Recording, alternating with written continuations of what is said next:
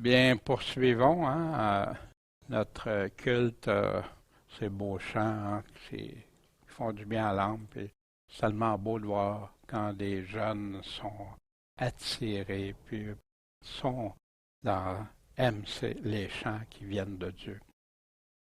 Bien, bienvenue à ceux qui se joignent à nous via l'Internet. Et ce matin, bien, on continue cette lettre, cette deuxième lettre que Paul a rédigée aux Corinthiens qu'on a dans le Nouveau Testament.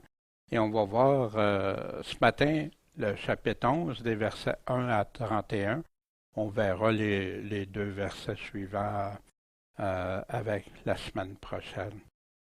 Puis comme verset clé, mais je crains que comme le serpent séduisit Ève par sa ruse, vos pensées ne se corrompent aussi en se détournant de la simplicité qui est en Christ. Et on va approfondir ça ce matin. Regardez ça, pourquoi l'apôtre dit ça premièrement, puis comment s'en préserver, s'en prémunir, nous, comme chrétiens, que ça ne nous arrive jamais. Et tout ça, bien, en regardant ce chapitre, en se posant des questions, en méditant la Bible. Qui parle à qui? Pourquoi il dit ça? De quoi il parle exactement? Et etc. Puis, nos questions clés qui sont si importantes qu'on doit, pour comprendre la parole de Dieu avec son Esprit Saint. Il nous a parlé d'un langage humain pour qu'on comprenne comme humain. Il ne nous a pas rien caché. Il nous dévoile, il nous dit tout ce qu'on a besoin de savoir pour avoir la foi. C'est pour ça que la foi vient de la parole de Dieu. Bien, on va réfléchir légèrement à ce que Paul nous a dit. Je ne devrais jamais dire légèrement parce que c'est notre vie. Mais ce que je veux dire en survolant. Paul, la semaine dernière, en chapitre 10, a parlé de défendre le ministère que Dieu donne en dénonçant ceux qui se posent en adversaires. Parce qu'il y avait dans l'Église de Corinthe des gens qui venaient s'opposer à ce que Paul avait enseigné. Mais Paul le fait d'une manière humble et véridique, basée sur les faits, puis non sur l'apparence, avec des faits concrets, puis des faits selon la Bible. Mais il l'a fait avec une grande fermeté. C'est ça à quoi Paul va dire à Timothée, va dire à Tite, à d'autres aussi, avec fermeté. Dénoncer les œuvres de ténèbres. Ceux qui font mépriser les véritables serviteurs du Seigneur vont en répondre au Seigneur. Ils vont rendre des comptes de ça. Parce qu'ils ont probablement empêché des gens de suivre les vrais, de suivre le véritable évangile, puis en faisant des divisions, souvent avec de la théorie et non pas ce que Dieu a dit. Le but, c'était de dénoncer ceux qui attaquent les véritables serviteurs et surtout ceux qui empêchent l'évangile de Christ d'agir dans les cœurs de ceux qui se font séduire, puis ainsi permettre à l'Église d'être amenée à l'obéissance de Jésus-Christ et non demeurer captif. Vous vous souvenez de ça? Amener toute pensée captive à l'obéissance de Jésus. C'est ça le sens de l'Évangile. Paul, on voyait, ne se comparait pas, il ne voulait pas s'ingérer dans les œuvres des autres, ni tenter de s'en attribuer le mérite, mais se contenter de ce que Dieu nous a attribué dans sa grâce et faire ce qu'il nous commande, selon la capacité, selon ce qu'il nous a appelé. Puis Dieu équipe pour la guerre spirituelle, puis a donné son puissant évangile pour renverser tout ce qui s'élève contre lui, pour amener toute pensée captive à l'obéissance de Christ, détruire les raisonnements et toute hauteur qui s'élève contre la connaissance de Dieu. Puis on va mesurer ce matin pourquoi il disait ça. Paul prépare toujours d'avance avant d'aborder un sujet, il prépare. Puis après ça, il va donner c'est une introduction, comme on fait dans des lettres. On introduit un sujet, puis après ça, on le développe, puis on va plus loin. Puis après ça, on fait une conclusion. Mais Paul utilise ça. L'Esprit Saint l'a conduit à faire ça. Et d'ailleurs, beaucoup se sont inspirés justement des lettres comme ça pour établir des façons d'écrire. plutôt poursuivre et porter l'Évangile où il n'a pas encore été proclamé. C'est ce que Paul désirait de tout son cœur, d'aller encore plus loin. Puis la suite, on va y être rendu ce matin. On avait vu quand Dieu nous a armés, nous a équipés avec l'armure pour combattre, pas combattre physiquement, mais un combat spirituel contre tout ce qui s'élève contre Dieu, tout ce qui essaye de détourner de Dieu, puis de vivre dans une foi vraie, réelle. Je vais demander à Éric, s'il te plaît, de nous lire le chapitre 11 jusqu'au verset 31, s'il te plaît. Puissiez-vous supporter un peu mon imprudence, mais aussi, je vous prie, supportez-moi, car je suis jaloux de vous d'une jalousie de Dieu, parce que je vous ai unis à un seul époux pour vous présenter à Christ comme une vierge chaste. Mais je crains que, comme le serpent séduisit Ève par sa ruse, vos pensées ne se corrompent aussi en se détournant de la simplicité qui est en Christ. Car s'il venait quelqu'un qui vous prêchât un autre Jésus que celui que nous vous avons prêché, ou un autre esprit que celui que vous avez reçu, ou un autre évangile que celui que vous avez embrasé, vous le supporteriez fort bien. Mais j'estime que je n'ai été en rien inférieur aux plus excellents apôtres. Si même, quant au langage, je suis comme un homme du commun, je ne le suis pas qu'en la connaissance. Mais nous sommes fait connaître parmi vous à tout égard et en toutes choses. Ai-je donc commis un péché en m'abaissant moi-même, afin que vous fussiez élevés en vous annonçant gratuitement l'Évangile de Dieu? J'ai dépouillé les autres églises en recevant d'elles de quoi m'entretenir pour vous servir. Et lorsque je me suis trouvé dans le besoin, parmi vous, je n'ai été à charge à personne, car les frères qui étaient venus de Macédoine ont suppléé à ce qui me manquait. Et en toute chose, je me suis gardé et je me garderai de vous être à charge. J'en atteste la vérité de Christ qui est en moi, ce sujet de gloire ne me sera point ôté dans les contrées de l'Achaïe. Pourquoi est-ce parce que je ne vous aime pas? Dieu le sait. Mais je le fais et je le ferai encore, pour ôter tout prétexte à ceux qui cherchent des prétextes, en sorte qu'ils soient trouvés tels que nous dans les choses dont ils se glorifient. Car de tels hommes sont de faux apôtres, des ouvriers trompeurs qui se déguisent en apôtres de Christ. Et cela n'est pas étonnant, car Satan lui-même se déguise en ange de lumière. Il n'est donc pas surprenant que ces ministres se déguisent aussi en ministres de justice. Mais leur fin sera selon leurs œuvres. Je dis de nouveau que personne ne me regarde comme un imprudent, sinon supportez-moi comme un imprudent, afin que moi aussi je me glorifie un peu. Ce que je dis dans cette confiance avec laquelle je me glorifie, je ne le dis pas selon le Seigneur, mais comme par imprudence. Puisque plusieurs se glorifient selon la chair, je me glorifierai aussi, car vous qui êtes sages, vous s'ouvrez volontiers les imprudents. En effet, si quelqu'un vous assoudit, si quelqu'un vous dévore, si quelqu'un s'empare de vous, si quelqu'un s'élève, si quelqu'un vous frappe au visage, vous le souffrez. J'ai honte de le dire, nous avons été faibles, cependant, tout ce que quelqu'un ose, je parle en imprudent, moi je l'ose aussi. Sont-ils hébreux? Je le suis aussi. Sont-ils israélites? Je le suis aussi. Sont-ils la postérité d'Abraham? Je le suis aussi. Sont-ils ministres de Christ? Je parle en imprudent, je le suis plus encore, plus je le suis par les travaux, infiniment plus par les blessures, plus par les prisons, souvent en danger de mort. 5 fois j'ai reçu des Juifs 40 coups moins 1. 3 fois j'ai été battu de verge. 1 fois j'ai été lapidé. 3 fois j'ai fait naufrage. J'ai passé un jour et une nuit dans la mer profonde. J'ai été souvent en voyage, en danger sur les fleuves, en danger de la part des voleurs, en danger parmi ceux de ma nation, en danger parmi les gentils, en danger dans les villes, en danger dans les déserts, en danger sur la mer, en danger parmi les faux frères, dans la peine, dans les travaux, dans les fréquentes veilles, dans la faim, dans la soif, souvent dans les jeûnes, dans le froid et dans la nudité. Et chaque jour, sans parler des autres choses, je suis assiégé par des soucis de toutes les églises. Qui est-ce qui souffre que je ne souffre aussi? Qui est-ce qui scandalisé que je ne sois aussi brûlé. S'il faut se glorifier, je me glorifierai de mes infirmités. Dieu, qui est le Père de notre Seigneur Jésus-Christ et qui est béni éternellement, sait que je ne mens point. Merci, Éric, pour cette lecture de ce qu'on va regarder ensemble. Il y a plusieurs points, mais ça retourne vers le même thème. Paul est toujours en train de défendre son ministère, son apostolat, puis il veut réveiller les Corinthiens qui se sont laissés entraîner, séduire par d'autres.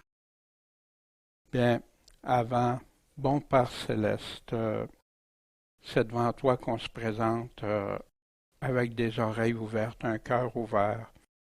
Puis, Seigneur, que tu puisses nous enseigner, nous montrer, mais à partir de ta parole, qu'on enlève tout préjugé préconçu de notre esprit ou théologie qui parfois viennent mettre un voile sur les paroles, puis donne-nous ta sagesse, Seigneur.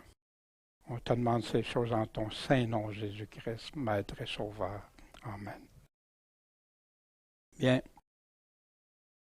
Paul poursuit, on sait qu'il il avait commencé à mettre la table pour dénoncer pour ceux qui amenaient les pensées captives et tout ça. Puis, ben, vous êtes capable de supporter ces choses-là, moi maintenant. Puissiez-vous supporter un peu de mon imprudence. Paul, qui est sage, commence à dire, ben, il est en train de faire une comparaison. Paul va comparer qu'est-ce qui est en train de se passer, puis pour appuyer son ministère, il a déjà commencé, il l'a fait depuis le début de la première lettre aux Corinthiens, il est obligé de revenir sur ça, puis là, il va mettre les choses bien au clair. Puissiez-vous supporter un peu mon imprudence, mais aussi, je vous prie, supportez-moi aussi. Endurez-moi, écoutez, soyez, car je suis jaloux de vous, d'une jalousie de Dieu. Paul, oui, Dieu dit, je suis un Dieu jaloux. Pourquoi il dit ça? Il ne veut pas qu'on fasse adultère avec, que ce soit envers lui. C'est ce qu'il a reproché au peuple d'Israël, l'adultère spirituel. Et non plus l'adultère, homme et femme, bien sûr. Mais je suis jaloux. Pourquoi? Parce que je vous ai unis à un seul époux. Il n'y a pas deux, il n'y a pas trois, il n'y a pas personne d'autre. Pour vous présenter à Christ comme une vierge chaste. Paul prend une image forte. Ici. Il leur avait déjà dit au chapitre 1, verset 4, partir verset 15, « Car vous auriez 10 000 maîtres en Christ que vous n'auriez pas plusieurs pères, car c'est moi qui vous engendrai en Jésus-Christ par l'Évangile. » Les Corinthiens savaient, c'est Paul qui a amené l'Évangile. C'est Paul qui les a unis à un seul époux.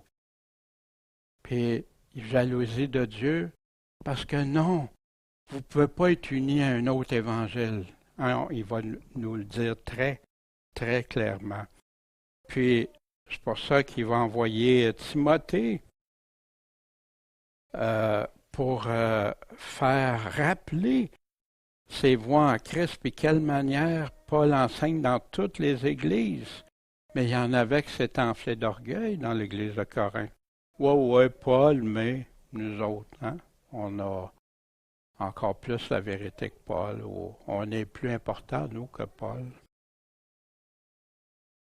Puis l'image d'un seul époux, Paul utilise cette image-là aussi dans Éphésiens 5, 25 à 31, pour représenter le mariage, l'amour que l'homme doit avoir envers sa femme, et etc., puis qu'on est unis une seule chair, puis la femme envers l'homme.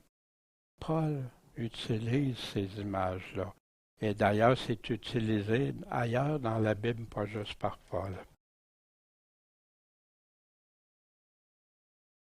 Paul leur a dit, je suis jaloux, hein? Je veux vous rester dans l'Évangile, comme l'Évangile, mais je crains que comme le serpent a séduit Ève par sa ruse,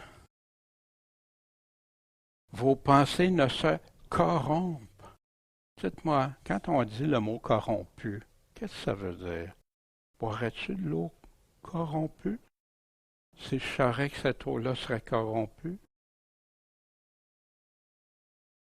Mais elle ne l'est pas, elle est très bonne. Mais ici, aussi en se détournant de la simplicité qui est en Christ. Jésus-Christ a prêché un évangile simple. Si les gens écouteraient juste Jésus-Christ, ils verraient comment c'est simple. Oh, ça ne veut pas dire qu'il n'y a pas des paroles, des fois des passages, mais justement, il veut qu'on médite, qu'on les comprenne. Mais lui peut nous le révéler. La simplicité, on va regarder ça. Paul disait aux Corinthiens, à partir du premier chapitre, verset 20, « Où est le sage? Où est le scribe, hein? Où est le théologien? Où est le disputeur de ce siècle? Dieu n'a-t-il pas rendu folle la sagesse de ce monde? Car tandis que le monde, par cette sagesse, n'a pas connu Dieu, hein? Ils sont sages, mais pour ne pas connaître Dieu, Dieu, dans sa sagesse, ça lui a plu de sauver les croyants, hein, ceux qui ont la foi. Comment? Par la folie de la prédication. Bien, la simplicité en Christ, elle se retrouve dans la prédication de l'Évangile. Puis prédication ne veut pas dire ajouter plein de choses. Non, c'est de rester collé aux paroles. Les meilleures prédications qu'on a, Jésus-Christ, ses apôtres, Paul, on a tout dans le Nouveau Testament. On les a toutes. Puis quand il parlait du serpent qui a séduit par sa ruse, hein, il fait référence à Genèse au chapitre 3, au début, à la création, puis après que Dieu a créé l'homme et la femme, le serpent qui était le plus fin des animaux, que l'Éternel avait fait, il a dit à la femme, « Quoi? Dieu aurait dit. » Voyez-vous l'approche? Quoi? Dieu dirait ça? Dieu aurait dit ça? Voyons donc. Mais ça me doute. Vous ne mangerez pas de tout arbre du jardin. Et la femme répond au serpent, on mange? Mais non. De tout arbre? Ben oui, on mange de tout arbre, sauf celui que Dieu nous a interdit. Voyez-vous, le serpent met le doute, après ça tord la vérité, puis après ça réagit. Fait qu'Ève a bien répondu. Dieu a dit, ce que Dieu a vraiment dit, vous n'en mangerez pas et vous ne toucherez pas de peur que vous ne mouriez. Ève a eu la bonne approche, a répondu non, Dieu a dit, c'est ça qu'il a dit Dieu. Alors, le serpent dit à la femme, ben, vous mourrez nullement. Pourtant, Dieu avait dit, vous mourrez. Ben non, vous ne mourrez pas. Hein, combien que tu entends des prédicateurs modernes qui prêchent, tu peux vivre dans le péché, puis tu ne mourras pas, tu as la vie éternelle. Pourtant, Dieu dit, non, Jésus dit, coupe ta main, enlève, repens-toi.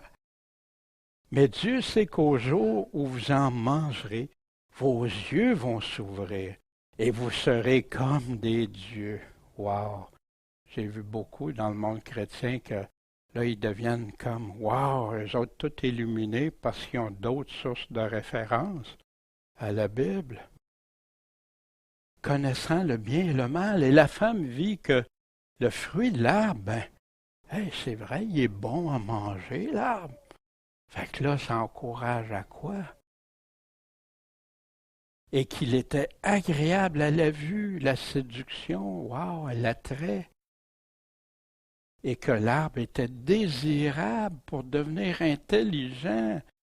Wow! Hey, j'ai des choses qui me manquent, il faut que je devienne intelligent. Plus intelligent. Prend son fruit en mangea, puis en a donné aussi à son mari, qui était où? Adam, à côté d'elle. Puis il en mangea. Puis là, ben, ils sont ouverts les yeux. Fait qu'il y avait une partie de vérité dans ce que le malin a dit, hein? Ah ouais? Parce qu'il n'aurait pas pu les séduire sans juste du mensonge. Mais il a fait douter de Dieu, ce que Dieu a dit. Il a continué, puis il a fait une promesse de vie éternelle. Il leur a fait une promesse de vie, alors que Dieu avait dit le contraire.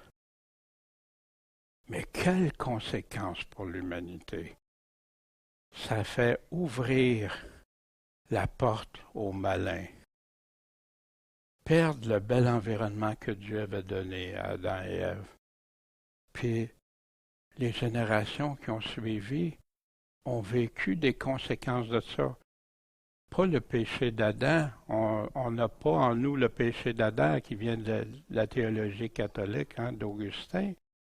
Le péché originel, puis tout ça, non. C'est pour ça qu'il faisait baptiser des bébés qui n'avaient aucune connaissance de rien. Non. On a subi les conséquences, puis on a fait nos propres choix de désobéir, de pécher. Ça, on est responsable de nos péchés, mais pas ceux d'Adam et Ève que j'ai jamais vus, jamais connus, et tout ça. Dieu, il dit qu'il ne mettra pas le péché du Père et le Fils et le Père, que non, chacun va répondre à son péché. La simplicité qui est en Christ. Allons voir le premier événement qui s'est produit, le début de l'Église.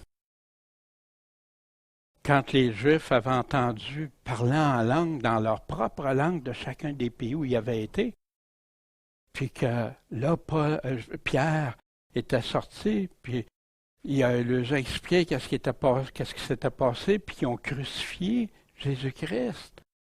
Ils furent touchés de compunction dans leur cœur. Wow! Puis on dit à Pierre et aux autres apôtres, qu'est-ce qu'on va faire? Pierre leur a dit quoi? La simplicité de Christ. Repentez-vous, puis que chacun de vous soit baptisé au nom de Jésus-Christ pour la rémission de ses péchés, puis vous recevrez le don du Saint-Esprit, la promesse qui avait été faite. Puis, mais il ne s'est pas arrêté là, il les conjurait par plusieurs autres discours et les exhortait en disant, « Sauvez-vous de cette race perverse, sortez en vous repentant, en sortant de ça. » Donc ceux qui reçurent de bon cœur sa parole furent baptisés. Et en ce jour-là, 3000 âmes furent ajoutées aux disciples. Il y en avait bien plus que 3000, mais il y en a 3000 qui ont choisi de se repentir puis de faire ce que Pierre a dit, en toute simplicité de Christ. Puis qu'est-ce qu'il faisait? Il persévérait dans la doctrine des apôtres. La doctrine, aujourd'hui, on dit, c'est pas si important que ça. Non, la doctrine des apôtres, pas la doctrine qu'on nous montre aujourd'hui de livres, provenant de livres, non. La doctrine de Christ, des apôtres. Dans la communion, la fraction du pain, les prières, et tout le monde avait de la crainte. Puis il se faisait beaucoup de miracles et de prodiges par qui? Par les apôtres. Or, tous ceux qui croyaient étaient dans un même lieu. Il y avait toutes choses en commun. Hein? Ils ont même vendu, distribué pour aider tous ceux qui n'avaient pas. Ils étaient tous les jours assidus au temple d'un commun accord et rompant le pain où? Parce qu'ils ne pouvaient pas faire ça dans le temple, hein? Dans leur maison. Ils prenaient leur nourriture avec joie et simplicité de cœur, louant Dieu et étant agréables à tout le peuple. Puis le Seigneur ajoutait tous les jours à l'Église des gens qui étaient sauvés. C'est-tu un beau récit, ça? L'Église, c'est ça. L'Église est basée sur ça. Puis Paul continue, car si il venait quelqu'un qui vous prêcha un autre Jésus. C'est quoi un autre Jésus? C'est un Jésus qu'on dit des choses de Jésus, mais qui n'est pas dans ça, qui n'est pas écrit dans la parole de Dieu. Mais ça peut être des... Hein? Comme moi, on me disait, non, Jésus, c'est un Jésus d'amour, jamais il se met en colère. Pardon, c'est pas ça qu'il dit dans la Bible. C'est pas ça que je vois. Jésus a-t-il péché parce qu'il est mis en colère? Non. parce qu'il était dans la colère des choses qu'on faisait contre son Père, contre Dieu. Un autre Jésus que celui que nous vous avons prêché, les apôtres, ou un autre esprit que celui que vous avez reçu. Moi, je me souviens à ma conversion, comment quand tu reçois la nouvelle naissance, puis tout ça. Puis après ça, la première assemblée, j'allais, on me disait qu'il fallait que je reçoive une autre fois l'esprit. Mais de quel esprit que c'est, ça? Parce que je l'avais déjà reçu. Si je ne l'aurais pas reçu, je me serais... Un autre évangile que celui que vous avez embrassé. Un autre évangile? Oui. Pas qu'il y a d'autres évangiles. Jésus n'a proclamé un seul évangile. Il y a des gens qui arrivent avec des évangiles différents ou des nouveaux évangiles qui ont parti en l'année 1500, 1600, 1700, 1800, 1900, des années 2000. Mais ce n'est pas l'évangile du début. Il a été modifié, changé. Vous l'endurez fort bien. Vous acceptez ça fort bien, même si quelqu'un vous arrive avec ça. Je m'étonne que vous abandonniez si promptement, qu'il dit aux Galates, celui qui vous avait appelé à la grâce de Christ pour passer à un autre évangile. Non qu'il y en ait un autre évangile. Il y a un seul évangile de Jésus-Christ. Il y a des gens qui vous troublent. Puis je le sais, à chaque fois que j'entendais quelque chose, ou tout ça qui allait comme c'était. Mais oui, ça me troublait. Parce que j'étais mal affermi dans la parole de Dieu. Et ceux qui veulent pervertir l'évangile de Christ, corrompre l'évangile. Mais quand nous-mêmes les apôtres, ou même un ange du ciel vous annoncerait un évangile différent que celui que nous vous avons annoncé, qui n'est pas écrit, qui vient d'ailleurs. Puis on a de ça, il y a eu des apparitions d'anges. On sait qu'il y a des religions qui sont fondées sur ça. Les Mormons, Témoins de Jéhovah, Adventistes aussi, des visions d'anges et tout ça, qui ont annoncé un évangile qui est plus comme Jésus a dit, qu'il soit anathème, maudit. Puis je le répète encore, on vous l'avait déjà dit, on l'a déjà dit. Encore, si quelqu'un vous annonce un évangile différent de celui que vous avez reçu, qu'il soit anathème. Le problème, c'est qu'il y en a qui ont reçu un évangile différent dès le départ. Ils ont été amenés, puis ils ne sont plus capables de voir le véritable évangile. Ça, c'est difficile. Si vous en connaissez, priez. Puis moi, quand je prêche avec les paroles de Paul, de Jésus, tout ça, c'est ce que je souhaite de tout mon cœur, que si quelqu'un m'écoute, puis comme moi, tu étais amené dans des choses voilées avec la théologie qui me faisait comprendre différemment de ce qui était écrit, noir sur blanc, quand même, ce serait juste pour toi, mon frère, ma soeur. Je veux le faire avec tout mon amour, mais en étant ferme aussi dans ce que Jésus a dit. Puis Paul continue, qu'il soit anathème, car est-ce les hommes que je prêche ou Dieu? Est-ce que c'est les théories, la théologie des hommes, ces choses-là, ou je prêche qu'est-ce que Dieu a dit? Ou est-ce que je cherche à plaire aux hommes? C'est bien plus facile, je pourrais passer par-dessus plein de choses. Puis, wow, hey, c'est bon ton message, c'est agréable. Qui est-ce que je cherche à plaire? Aux hommes? Si je plaisais aux hommes, je ne serais pas serviteur de Christ. Wow!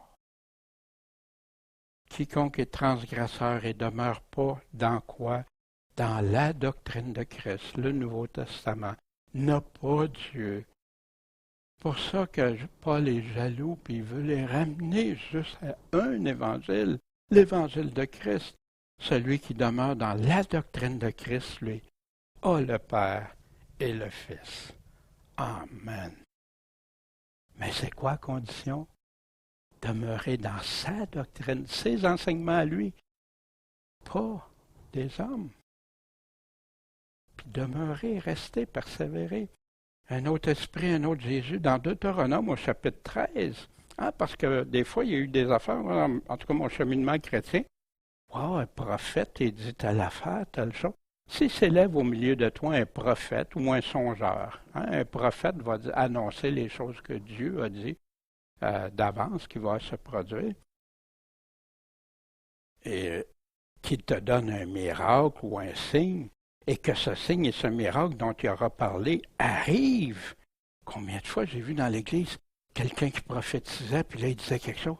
Waouh, waouh, waouh, puis ça arrivait. Mais regardez ce que Dieu dit.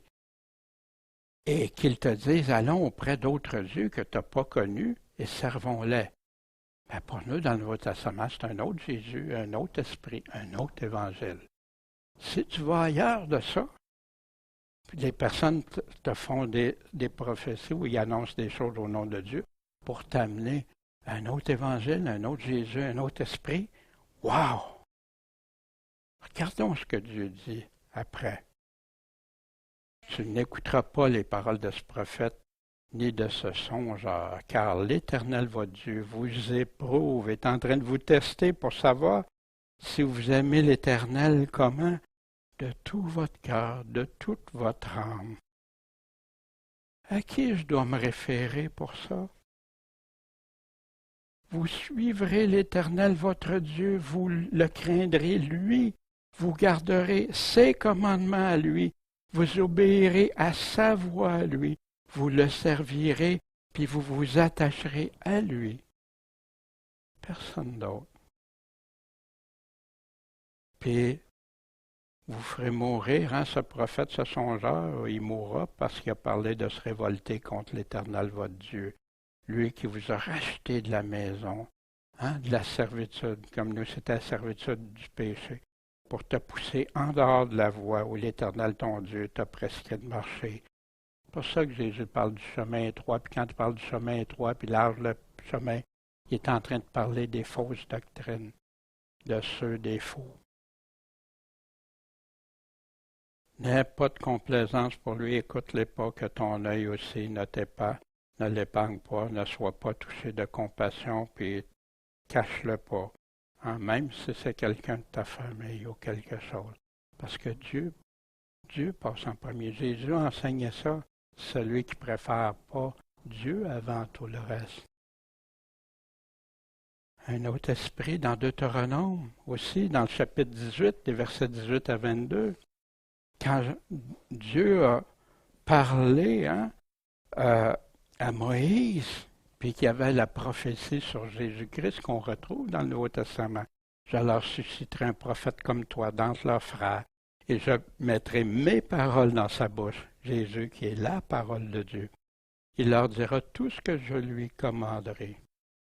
Et il arrivera que quiconque n'écoutera pas mes paroles qu'il dira en mon nom, je lui en demanderai compte.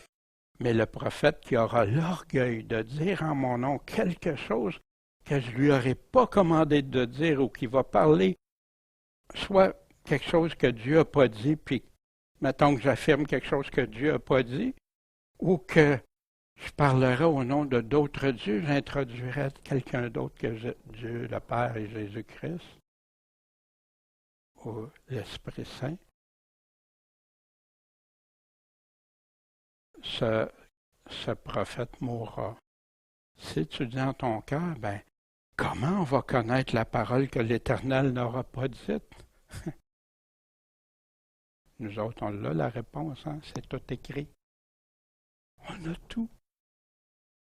Quand le prophète parlera au nom de l'Éternel et ce qu'il aura dit arrivera pas, sera point, ce sera une parole que l'Éternel n'a pas dite. Et le prophète l'a dit par orgueil, fait que crains-les pas. Occupe-toi pas de lui. Occupe-toi pas de ça. Il y a un seul Jésus, un seul évangile. Jésus est la pierre qui a été rejetée par vous qui bâtissez, qui a été faite la principale pierre de l'angle. Il n'y a de salut en aucun autre, car sous le ciel, il n'y a pas un autre nom qui a été donné aux hommes par lequel nous devions être sauvés. Un seul Jésus, un seul évangile. Voici, hein, des pensées qui peuvent se corrompre en se détournant de la simplicité de Christ. Paul en parle aux Romains. Cependant, je vous exhorte, frères, à prendre garde à ceux qui causent des divisions et des scandales contre la doctrine que vous avez apprise.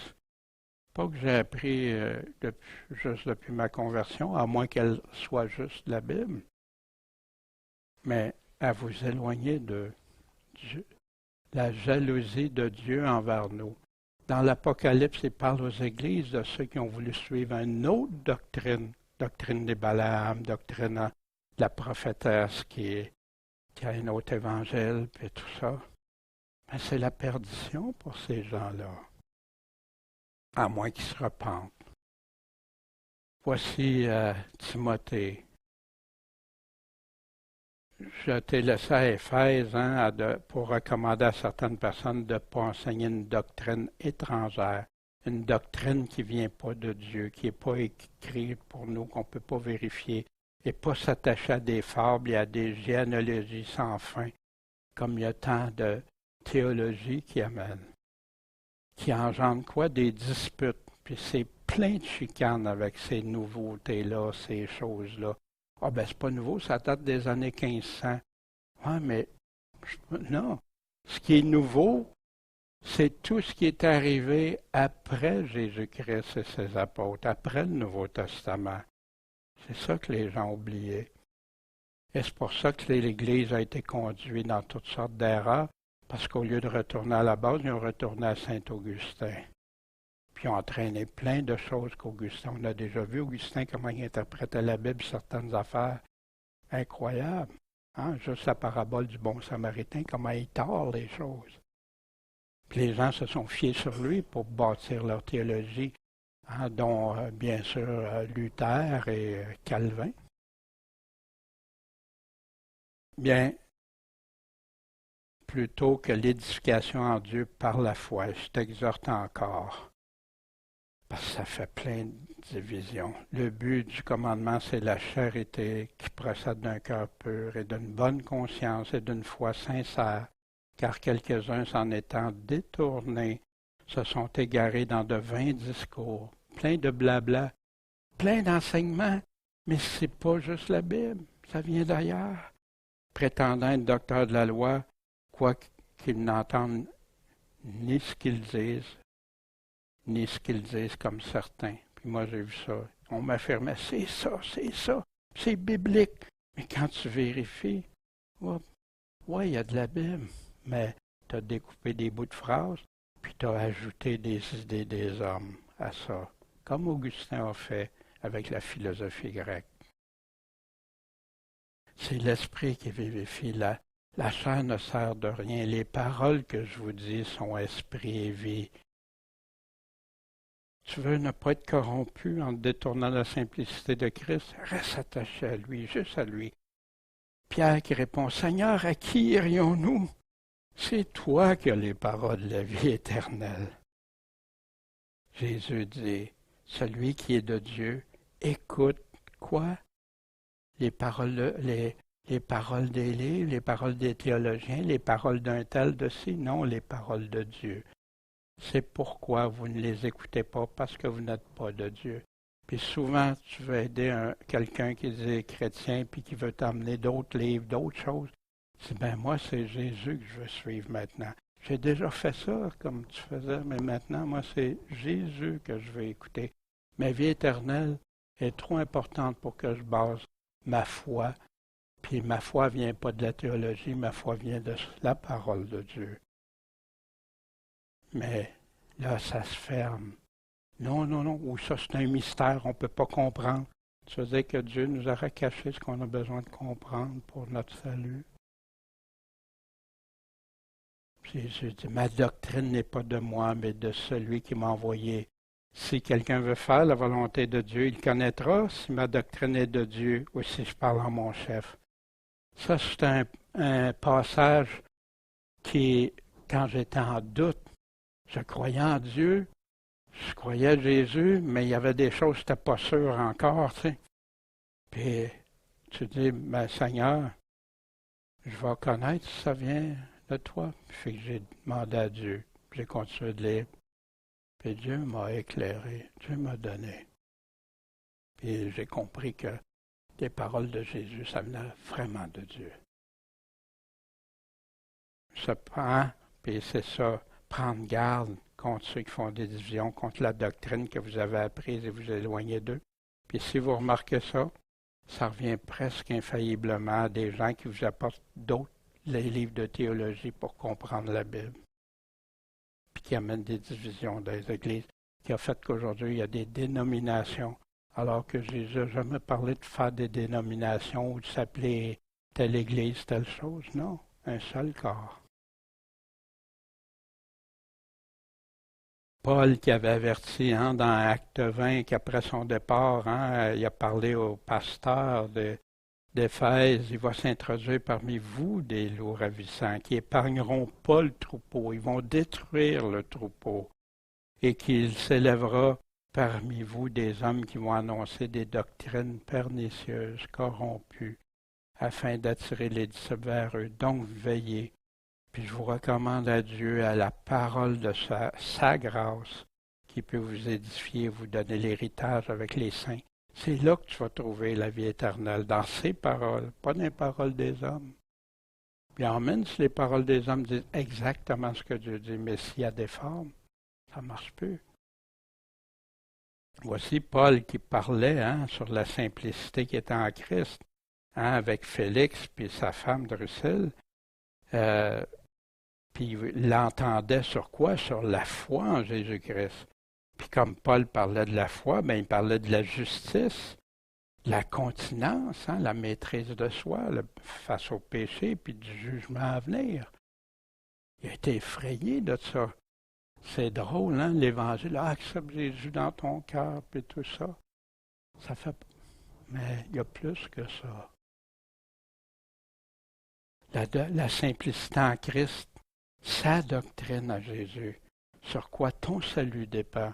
Puis s'il y a quelqu'un qui écoute, de grâce, écoutez ce que Dieu nous dit. Ici, au travers de Paul, dans 1 Timothée 4, si tu représentes ces choses aux frères, puis je vous invite à aller voir toutes les choses qu'il a dit avant, tu seras un bon ministre de Jésus-Christ, nourri des paroles de la foi. C'est là que tu te nourris.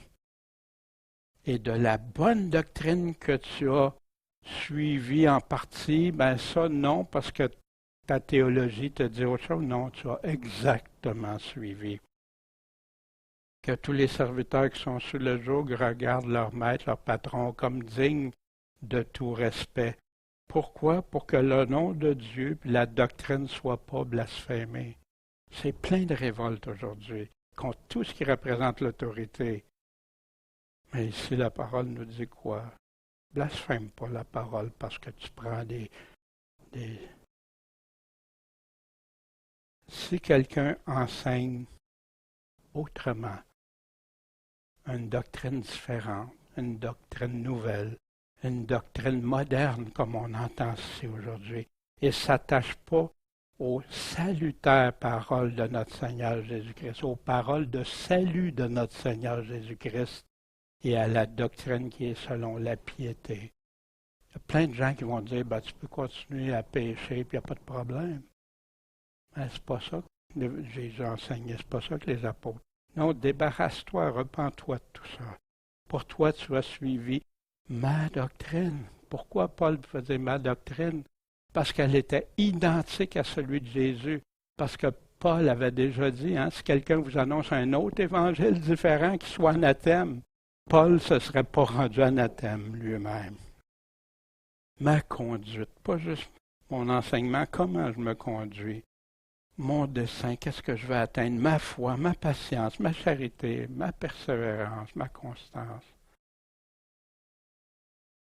Parce qu'il viendra un temps où les hommes n'endureront pas la saine doctrine, comme il était arrivé aux Corinthiens, mais où, désireux d'entendre des choses agréables, ils vont s'amasser des docteurs selon leur convoitise, selon ce qui fait plaisir à entendre. Puis, ils vont fermer l'oreille. Ça, Jésus nous répète souvent que celui qui a des oreilles.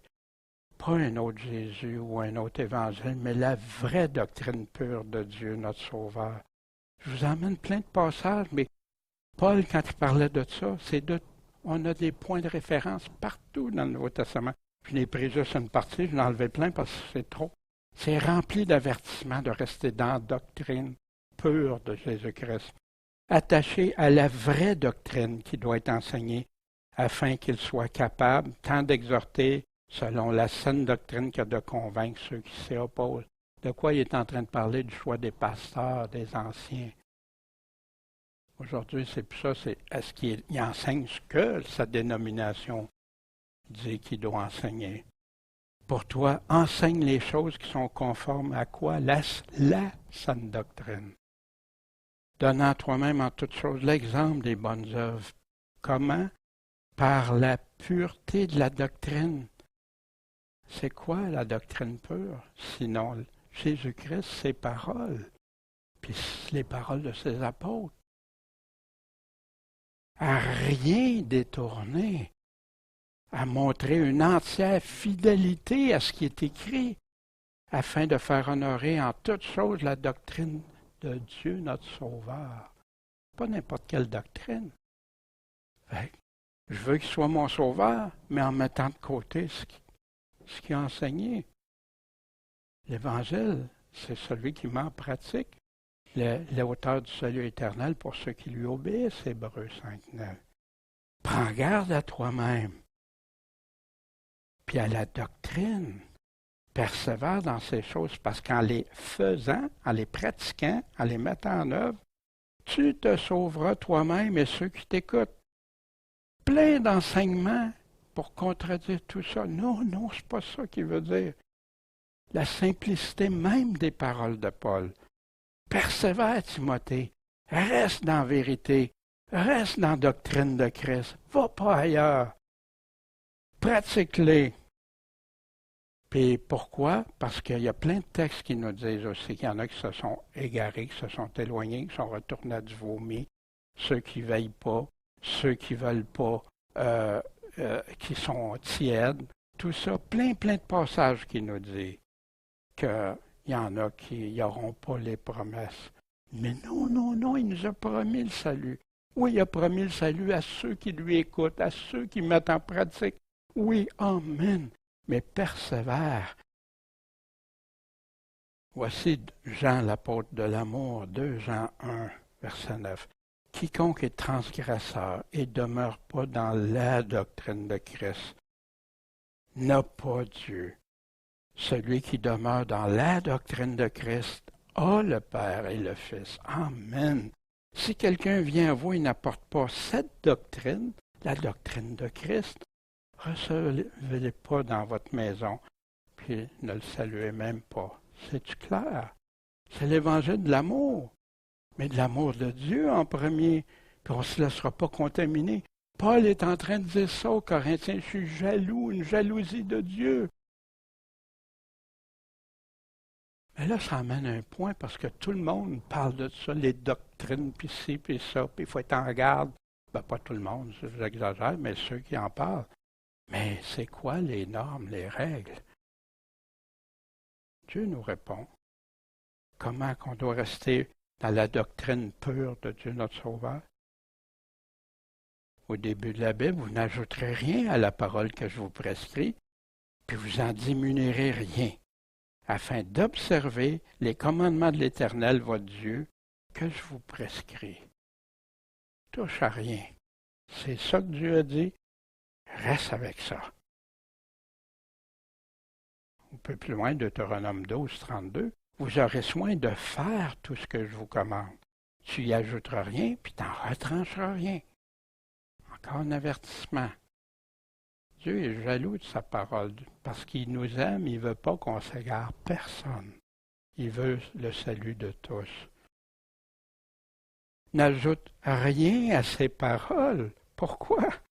De peur que lui te reprenne, puis que tu sois trouvé menteur. Puis ça, je l'ai vécu dans ma propre vie. Puis Dieu m'a repris, parce que je disais des choses qu'on m'avait appris, m'avait enseigné.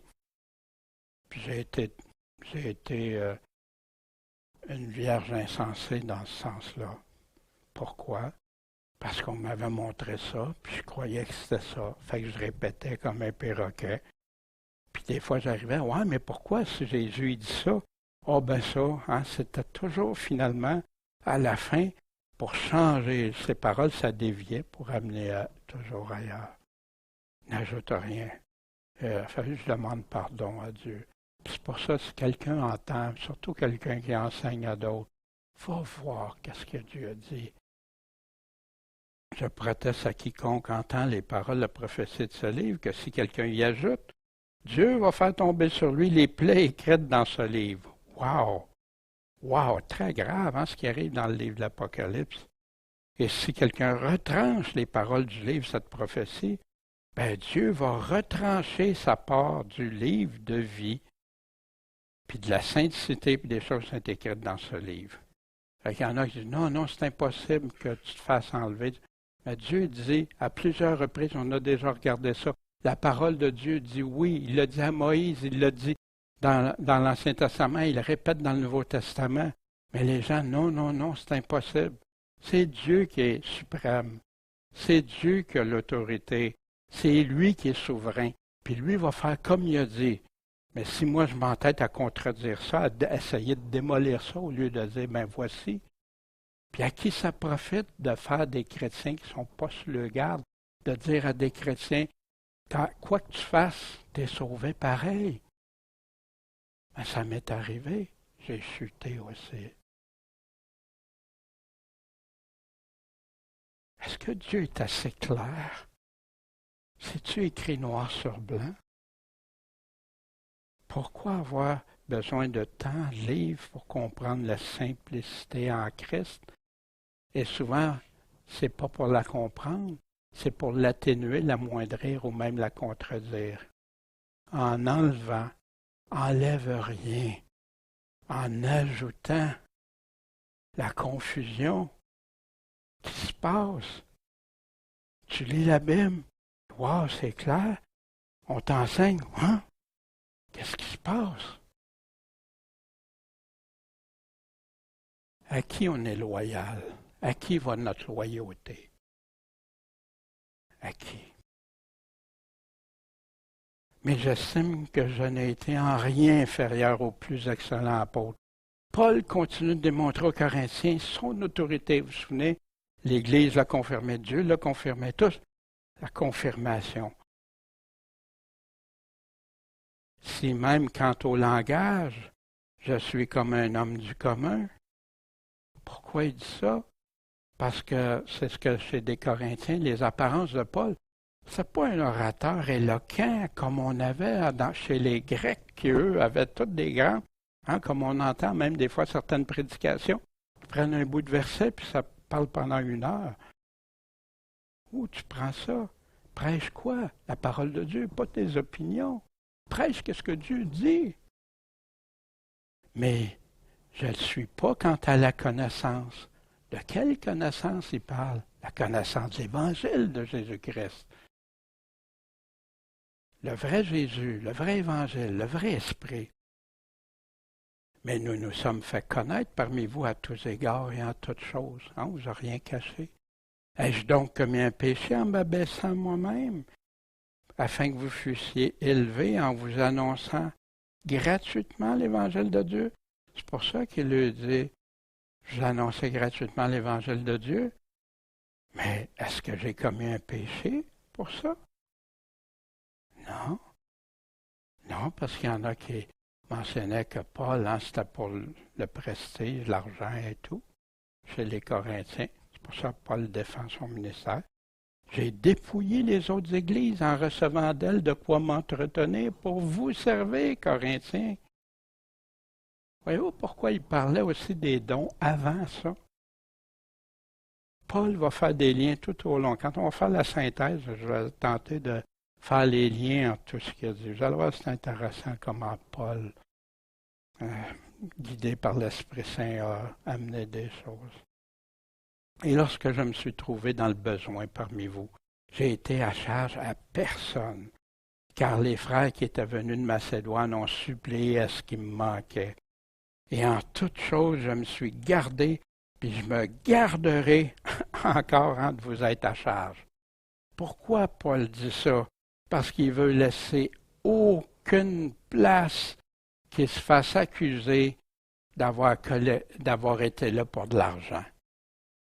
Même s'il est en trouble, même s'il est en difficulté, puis même si c'est d'autres qui ont pourvu, d'autres chrétiens qui croyaient au ministère de Paul, que Jésus se servait de lui, puis qu'il l'a utilisé. J'en atteste la vérité de Christ, qui est en moi. Ce sujet de gloire ne me sera pas ôté dans les contrées de l'Achaïe. Personne ne va pouvoir dire que j'ai pas fait ça par amour et non pour de l'argent. Au chapitre 7 de 2 Corinthiens 1 et 2, « Ayant donc, bien-aimés, de telles promesses, purifions-nous de toute souillure de la chair et de l'esprit, achevant notre sanctification dans la crainte de Dieu. Recevez-nous, nous n'avons fait tort à personne, nous n'avons nui à personne, on n'a trompé personne. » Paul était clair, intention pure, mais avec un évangile pur. Il y en a qui ont des intentions, ils sont très... ils arrivent avec sincérité, mais c'est pas avec la vérité. Mais pas Paul. Puis, pourquoi? Est-ce parce que je vous aime pas que j'ai fait ça? Dans le fond, Paul les amène à réfléchir, mais en faisant ça aussi, vous vous privez d'une bénédiction de Dieu. Parce que c'est ça qui est arrivé. Ça a ouvert, il y en a qui ont commencé à salir Paul, à attaquer Paul avec ces choses-là. Fait voici, il précise sa pensée, mais je le fais et je le ferai encore pour ôter tout prétexte à ceux qui cherchent des prétextes. Qui cherche des prétextes? Avez-vous déjà été à une assemblée, puis il y a quelqu'un qui cherche toujours des prétextes pour changer ce que Dieu a dit, attaquer quelqu'un, faire des choses? Non. Il cherche des prétextes en sorte qu'il soit trouvé tel que nous, dans les choses dont il se glorifie. Fait qu'ils vont avoir à répondre de ça. Car de tels hommes sont quoi? Des faux apôtres. Voilà pourquoi Paul préparait le terrain puis amenait. Il est en train de dénoncer les faux apôtres qu'il y avait dans l'Église de Corinthe. Les vrais apôtres, pour Corinthe, ça a été Paul. Puis les vrais apôtres, c'est ceux que Jésus a choisis, dont il a choisi Paul aussi. Des ouvriers trompeurs. Mais pour qu'ils soient trompeurs puis qu'ils réussissent, ils se déguisent en apôtres de Christ. Il y a des gens aujourd'hui qui se font appeler apôtres. C'est pas étonnant parce que Satan lui-même se déguise en ange de lumière. Wow! Wow! C'est pas surprenant donc que ces ministres se déguisent aussi en ministres de justice. C'est pour ça que Paul parlait à ceux qui étaient pour ça, des loups ravissants, des loups ravisseurs qui étaient pour rentrer dans l'Église. Mais leur fin sera selon leurs œuvres. Mais qu'est-ce qu'ils ont fait? Ils n'ont pas suivi l'évangile pur de Jésus-Christ parce qu'il n'aurait pas été comme ça. Paul, aux Galates, on se souvient qu'il avait débuté sa lettre, qu'il soit anathème, celui qui arrive avec un évangile différent de ce qu'on vous a donné, les apôtres. Suis-je donc devenu votre ennemi en vous disant la vérité? Ils sont zélés pour vous, mais non loyalement. Au contraire, ils veulent vous détacher de nous afin que vous soyez zélés pour eux. Or, il est bon d'être zélé pour le bien en tout temps. Puis, Paul il disait, moi je sens de nouveau les douleurs de l'enfantement. Pourquoi il disait ça? Parce qu'il souffrait, Paul, de ça. Jusqu'à ce que Christ soit formé en vous. Il dit ça à une église qui ont accepté Jésus-Christ, mais qui n'ont pas persévéré avec Jésus-Christ. Ils ont entendu un évangile différent qui les ramenait ailleurs. Dans ce cas-ci, il ramenait sous la loi de l'Ancien Testament. Je suis dans une grande inquiétude à votre sujet. Pourquoi Paul s'inquiétait s'il aurait été sauvé et si la doctrine n'aurait pas eu d'importance? Pourquoi comprenez-vous pas mon langage? Jésus dit. Parce que vous ne pouvez pas écouter ma parole. Le père dont vous êtes issus, c'est le diable, et vous voulez accomplir les désirs de votre père. Il a été meurtrier dès le commencement. C'est lui qui a fait mourir Adam et Ève. Et il n'a pas persisté dans la vérité, parce qu'il n'y a pas de vérité en lui. Lorsqu'il dit le mensonge, il parle de son propre fond, car il est menteur et le père du mensonge. Vous ne mourrez pas. Mais, parce que je dis la vérité, vous ne me croyez pas? Qui de vous me convaincra de péché? Et si je dis la vérité, pourquoi ne me croyez-vous pas? Celui qui est de Dieu fait quoi? Écoute les paroles, mais de Dieu, pas de ce que l'homme peut penser ou établir comme théorie ou théologie. C'est pourquoi vous ne les écoutez pas, parce que vous n'êtes pas de Dieu. Parce que tous ceux qui aiment Jésus, qui aiment Dieu, à un moment donné, on arrive, Seigneur, c'est toi qui as la vérité, c'est toi qu'on veut suivre, c'est toi qu'on aime. C'est à toi qu'on va répondre. Quand j'ai réalisé toutes sortes de paroles d'enseignement que j'avais données, puis que c'était pas ce que j'avais dit, wow, je me suis senti très coupable, très coupable. Puis il y a des gens que j'ai pu rétablir des choses, puis il y en a d'autres que je ne verrai plus jamais dans ma vie. Pardon, Seigneur. Puis c'est pas étonnant, Satan lui-même se déguise en ange de lumière, fait qu'il y en a plein. Puis il y en a plein qui sont sincères. Ils servent des religions, des dénominations, ils pensent qu'ils sont à 100% sincères parce qu'on leur a montré ça.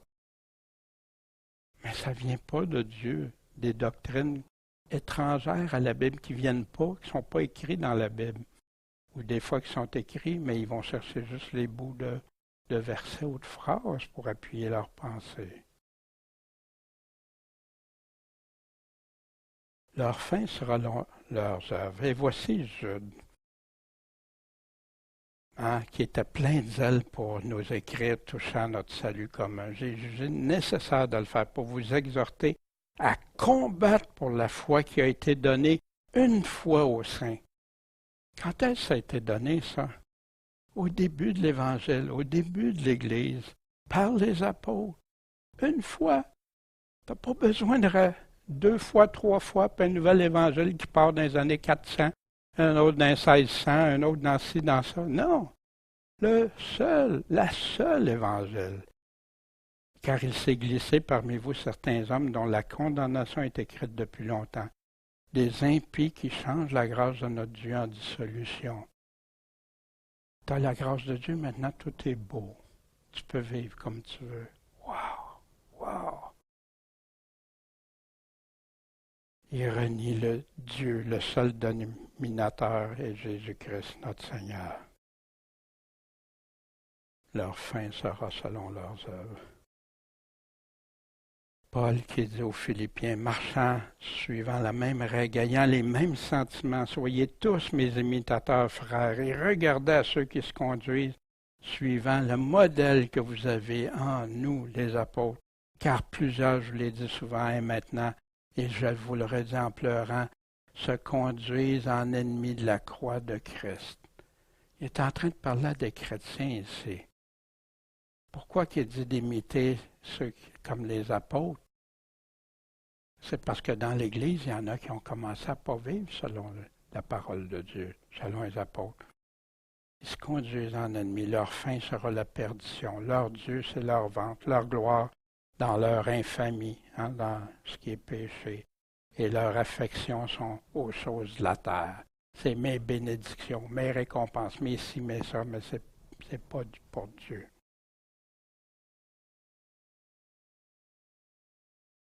Je le dis de nouveau, que personne ne me regarde comme un imprudent, sinon supportez-moi comme un imprudent, afin que moi aussi je me glorifie un peu. Vos faux pasteurs, vos faux docteurs, vos faux apôtres, eux autres, ils se glorifient tous. Ben moi, je vais être imprudent, je vais faire comme eux autres là, pour vous faire une comparaison. ce que je dis dans cette confiance avec laquelle je me glorifie, je ne le dis pas selon le Seigneur, mais comme par imprudence.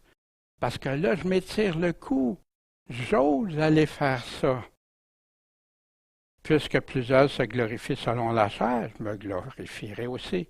Mais c'est pas fini, hein? On peut découper juste ces passages-là, mais on va voir plus tard pourquoi Paul a dit ça aussi. Parce que je pourrais prendre ça et dire, ben, hey, je peux me glorifier selon la chair. Moi, si regarde, Paul le fait, c'est pas ça. On va voir plus tard. Car vous qui êtes sages, vous endurez volontiers les imprudents. Fait que moi aussi, je vais me rendre imprudent si vous les endurez. En effet, si quelqu'un vous assujettit, si quelqu'un vous dévore, si quelqu'un s'empare de vous, si quelqu'un s'élève, si quelqu'un vous frappe au visage, vous l'endurez, et vous arrive avec un autre Jésus, un autre évangile, un autre esprit. Ça, vous le prenez bien. J'ai honte de le dire. On a été faibles. Cependant, tout ce que quelqu'un ose, je parle en imprudent. Hein? Et Paul dit à chaque fois, là, je suis imprudent quand je vais sur ce terrain-là. Là. Parce qu'il ne veut pas qu'on retienne ce qui est. Paul, c'est un homme imprudent. Au contraire, il a la sagesse de Dieu. Moi, je l'ose aussi.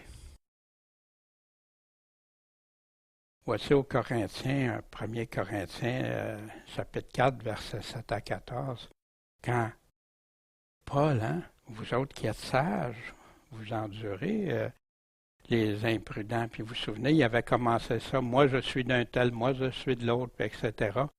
Puis vous tolérez volontiers les imprudents, mais vous rejetez les vrais ou ce qui est vrai. Car qui est-ce qui te distingue? Qu'as-tu que tu n'aies reçu? Si tu l'as reçu, pourquoi t'en glorifies-tu? Comme si tu ne l'aurais pas reçu. Déjà vous êtes rassasiés, déjà vous êtes riches, déjà vous régnez sans nous.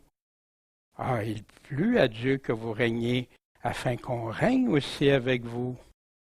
Car je pense que Dieu nous a exposés, nous les apôtres, comme les derniers des hommes, comme des gens voués à la mort, nous faisant servir de spectacle au monde, aux anges, aux hommes. Nous sommes fous à cause de Christ. Mais vous, vous êtes sages. Vous êtes sages en Christ, nous sommes faibles, mais vous, vous êtes forts. Vous êtes dans l'honneur, mais nous sommes dans le mépris. Jusqu'à présent, on souffle la faim, la soif, et nous sommes nus. On nous frappe au visage, et nous sommes errants ça et là. Nous nous fatiguons en travaillant de nos propres mains, outragés, nous bénissons, persécutés, nous le souffrons. Calomniés, nous prions. Nous sommes jusqu'à présent comme les balayeurs du monde, le rebut de tous.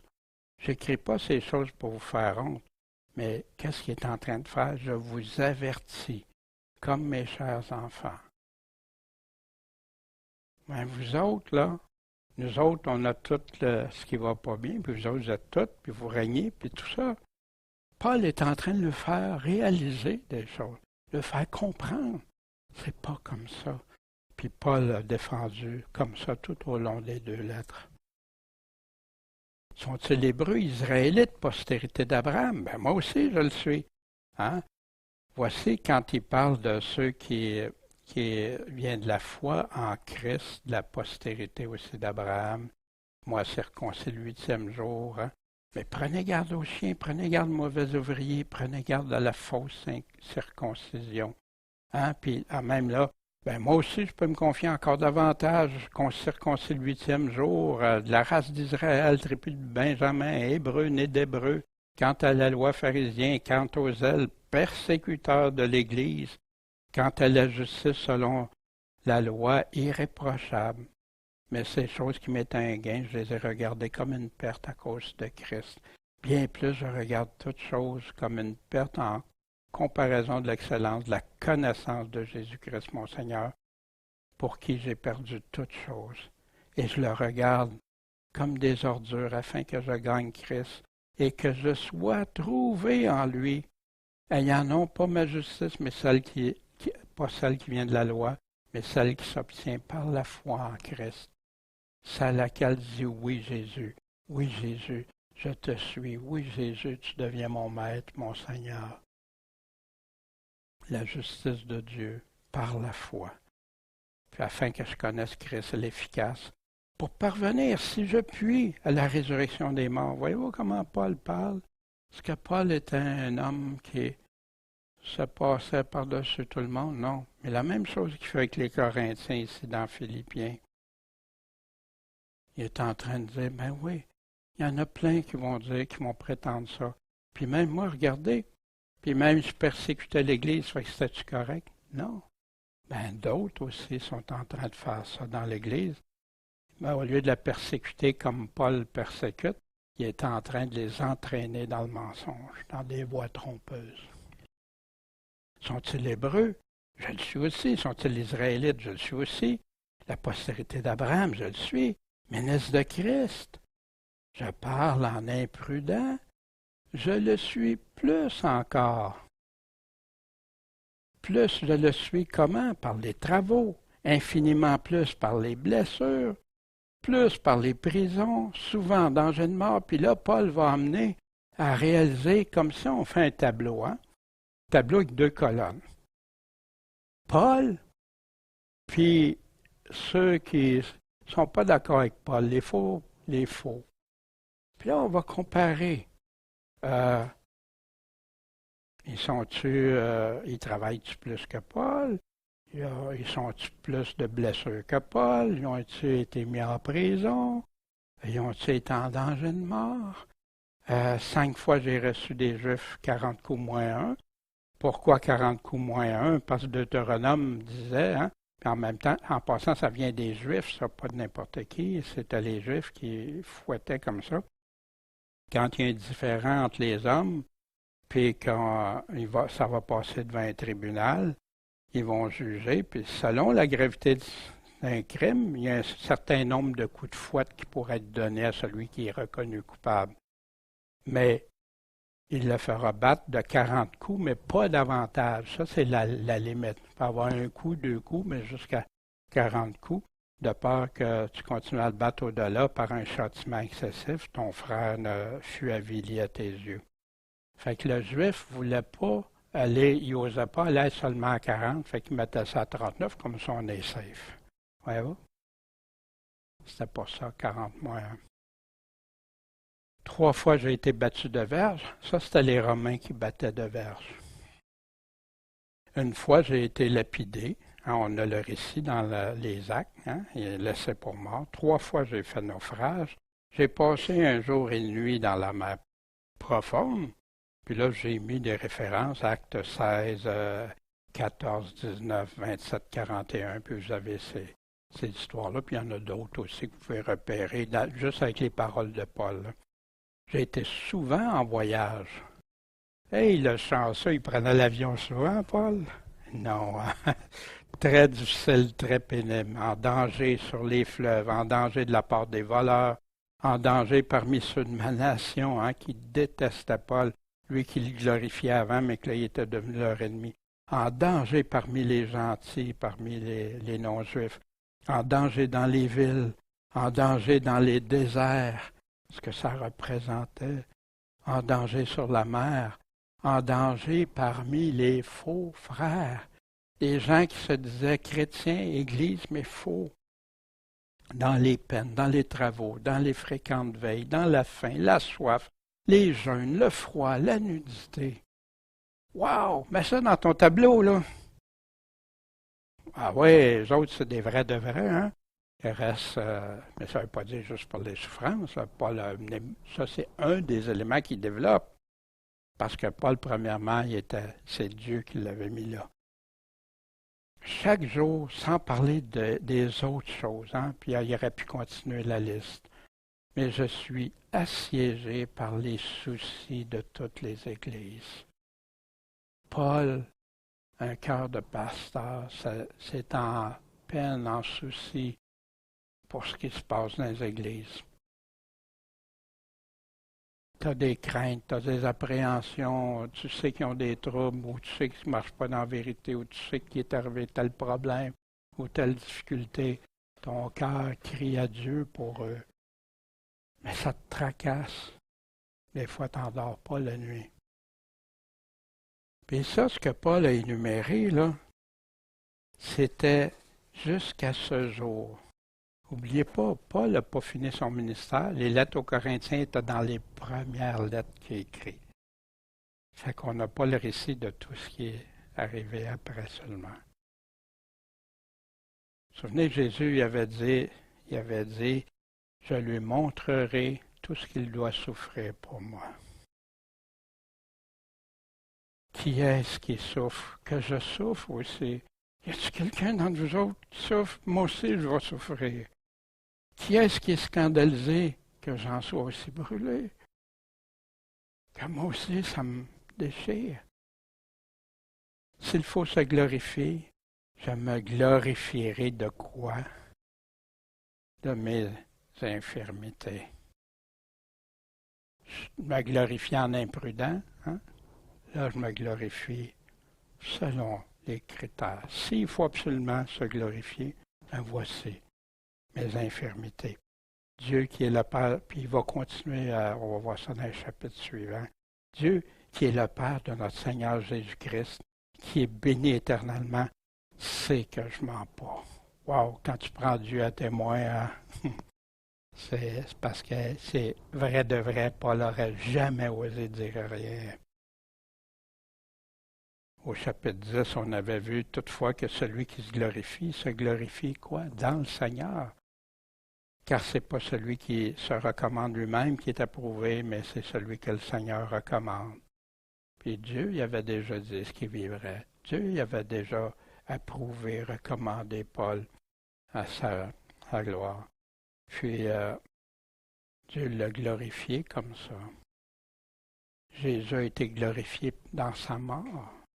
Il a glorifié le Père dans sa mort. Voici qui Dieu recommande et approuve. Wow, quand tu regardes la liste là, des choses, ce que le Seigneur recommande, hein, justement, mais le Seigneur lui dit, va, car cet homme est un instrument que j'ai choisi pour porter mon nom devant les gentils, les rois, devant les enfants d'Israël. Je lui montrerai comment il doit souffrir pour mon nom. Hein. Puis c'est là que Paul, Ananias a été le voir. Acte 22, hein, la conversion de Paul. Hein. Le Dieu de nos pères t'a destiné à connaître sa volonté, à voir le juste, entendre les paroles de sa bouche, car tu lui serviras de témoin devant tous les hommes pour les choses que tu as vues et entendues. Maintenant, sois baptisé, lavé de tes péchés, en invoquant le nom du Seigneur. Celui qui avait été recommandé 100% par Dieu. Ce que Paul nous enseigne, le véritable amour pour les frères fait craindre qu'ils se fassent séduire, détourner du véritable évangile de Jésus-Christ. Puis je le sais, des fois je vous casse les oreilles avec ça, mais c'est tellement fondamental. Tout part de là, le fondement de Jésus-Christ. Défendre l'Évangile humblement, défendre le véritable ministère de ceux qui le prêchent et qui le gardent pur, sans ajouter, enlever, modifier par des paroles étrangères à celles de Jésus de ses apôtres, puis mettre en garde contre ceux qui le déforment ou détournent de sa simplicité qui est selon Dieu. Paul a abordé ce sujet-là. C'était pas la première fois, hein? Même aux Corinthiens, c'était pas la première fois. Mais voyez-vous, quand je disais qu'il commençait tranquillement le chapitre 10 puis qu'il allait de plus en plus, Paul fait ça.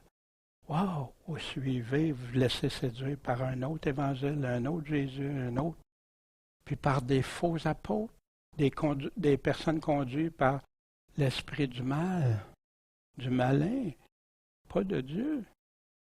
Un autre évangile, hein?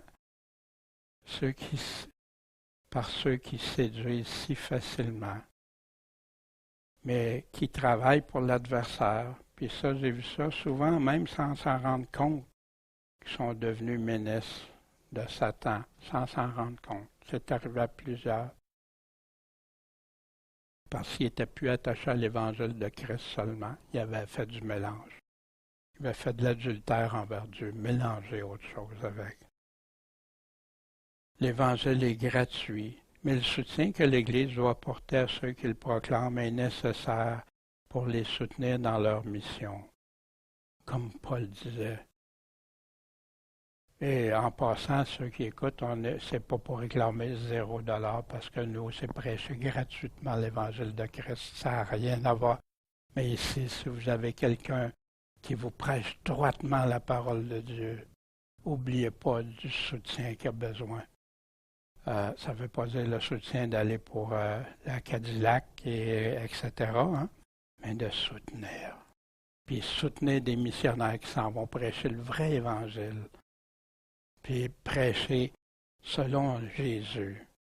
Ben oui, on a reçu gratuitement, donnons gratuitement, mais aidons ceux qui le font, qui ont besoin d'être soutenus.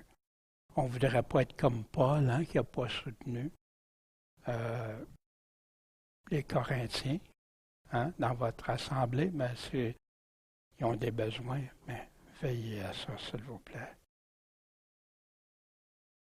Mais comme Paul, plusieurs ont choisi de ne pas réclamer ce qui les soutiendrait pour empêcher tout prétexte aux faux apôtres ou tout ce qui pourrait devenir un obstacle à l'Évangile. Amen.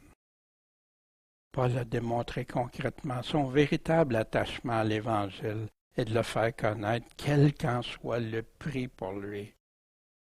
Les faux peuvent-ils prétendre autant?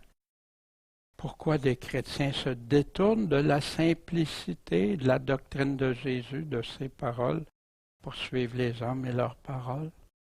Pourquoi? À l'avantage de qui? Pour qui? Qui a les paroles de la vie éternelle?